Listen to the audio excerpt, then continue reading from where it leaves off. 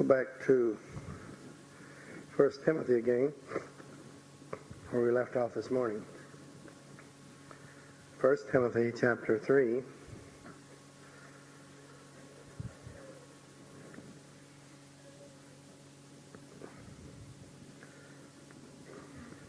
First Timothy chapter 3, this is a true saying. If a man desire the office of a bishop, he desires a good work. If I remember correctly, the word bishop and overseer are used interchangeably here. Also elder and pastor. These are all words that are used over.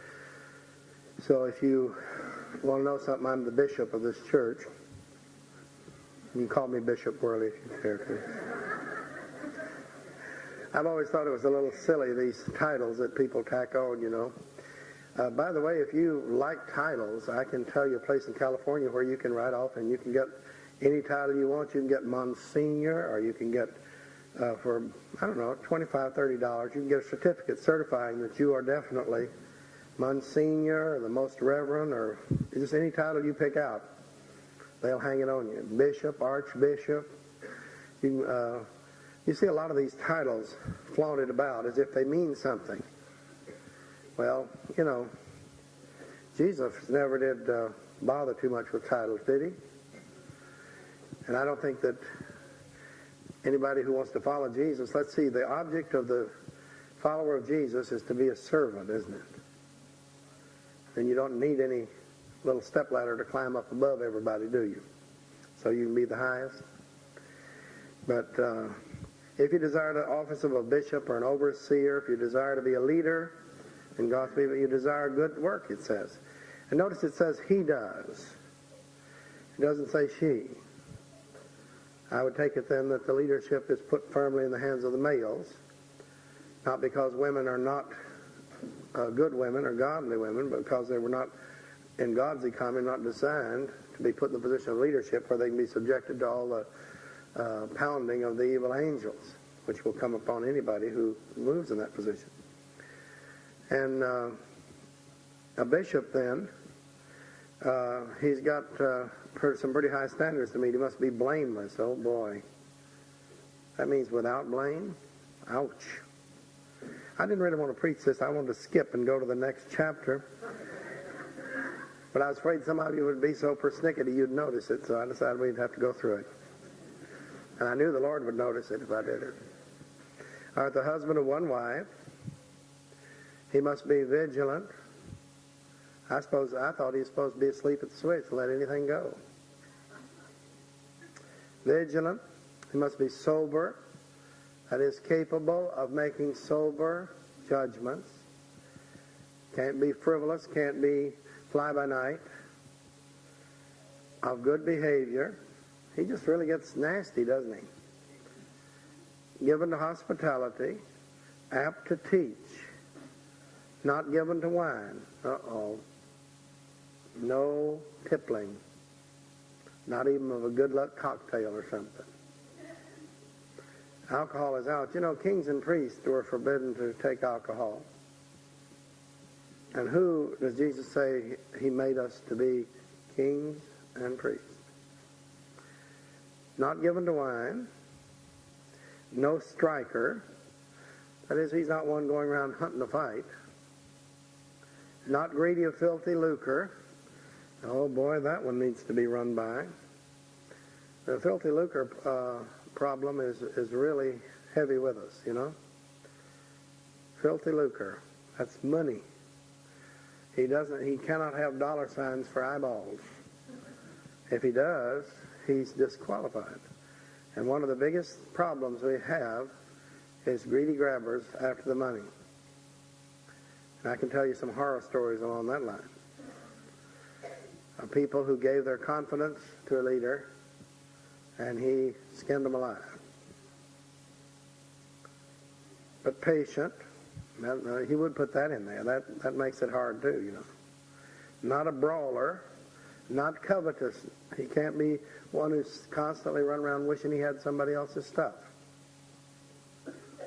One that rules well his own house, having his children in subjection with all gravity. For if a man know not how to rule his own house, how shall he take care of the church of God? not a novice, that's a newcomer, lest, being lifted up with pride, he fall into the condemnation of the judgment of the devil. Do you remember what Satan was judged for? He saw his own beauty, he saw his own cleverness, he saw his own intelligence, and he fell in love with it. He said, wow, am I not something? And when you fall in love with your own image as a leader, you're through. For you cannot lead people to follow Jesus if you're all wrapped up in yourself. Matter of fact, the man wrapped up in himself makes a very small bundle. And when you get wrapped up in yourself, the only thing you can do is lead people to worship you. I haven't had much problems along that line. I've had a few people spit at me. I don't know that I've had any want to bow in worship particularly. But you're through as a leader if you become self-centered on yourself, because then you cannot lead people to look at Jesus. They get so wrapped up in looking at you, they lose sight of the one who's the great shepherd. It's good to have a shepherd that you can respect and look to and lean on and all of that. But you must always look past him to the great shepherd. And if he's the right kind of person, then that's what will happen. If a person gets wrapped up in himself and how clever he is, how smart he is, how successful he is, how well he preaches, how well he prays, how well he does this, that, or the other thing, then all he can do is become puffed up with pride. And this is especially a disease that preys on the newcomer.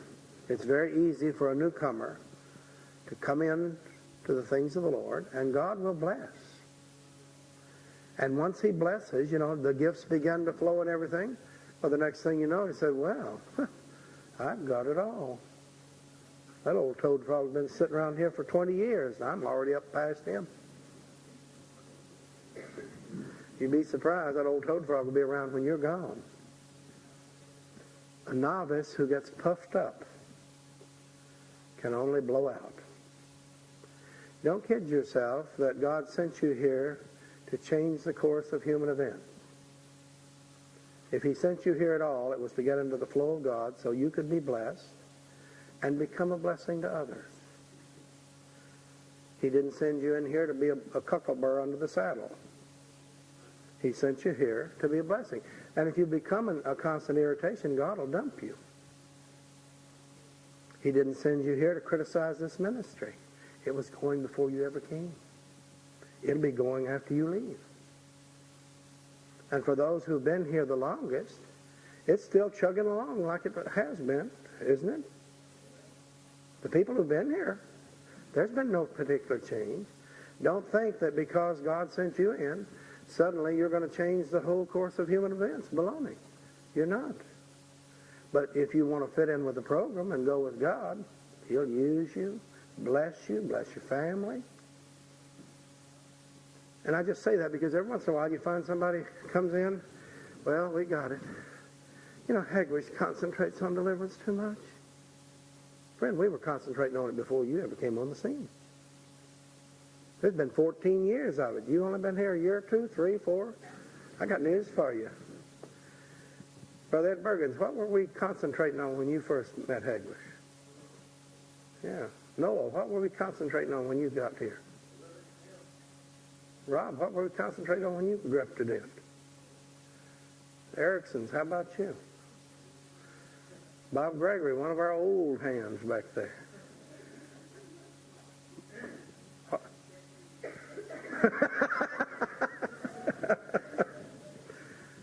Well, you see, these are some, I'm just looking around. Buzz, what about, you've been here a while.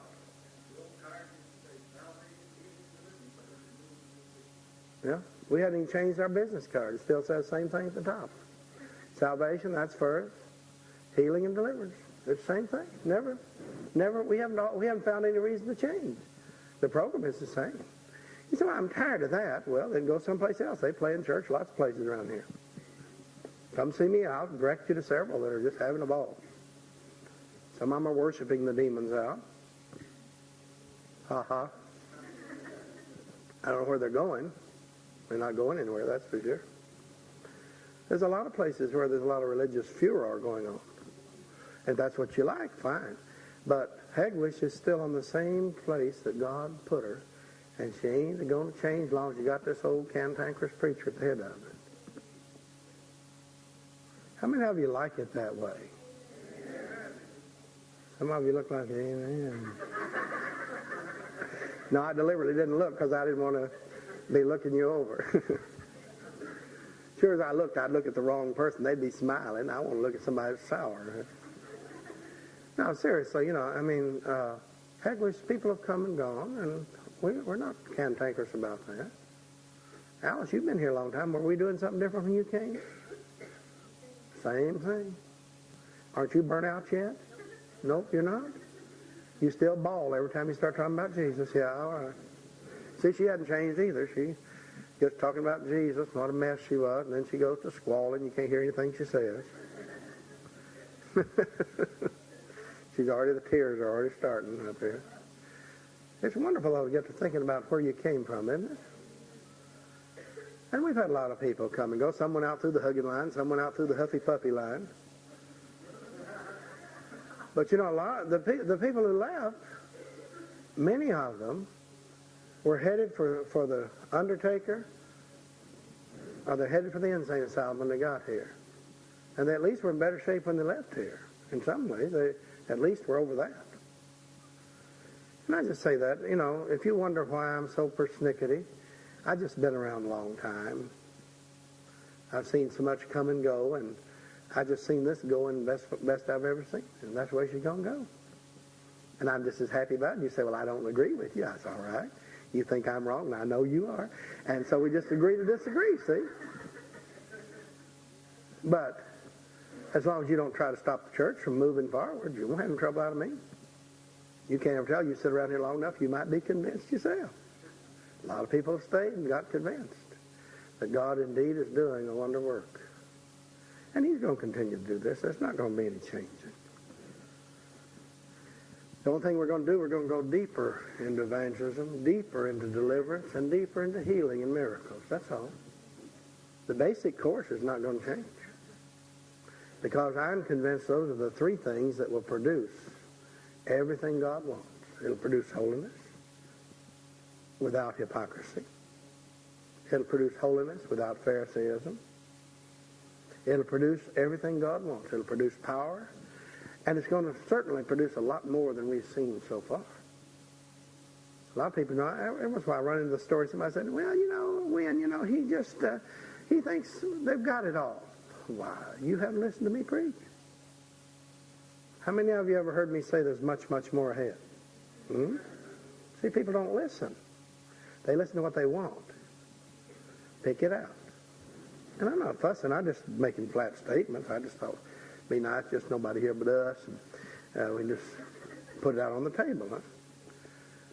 But this is the job God's given us to do. And we're going to be just like postage stamp. You know how it gets the job done? It sticks to it.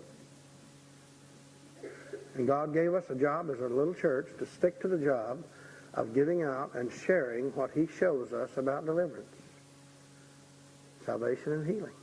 That's all it is. It's nothing complicated or difficult. God gave us that job to do. Maybe he gave other churches other jobs. I don't know. I know that what we're doing would be good for any of them. If they don't want it or they don't take up on it, well, that's up to them and the Lord. That's not up to me to decide.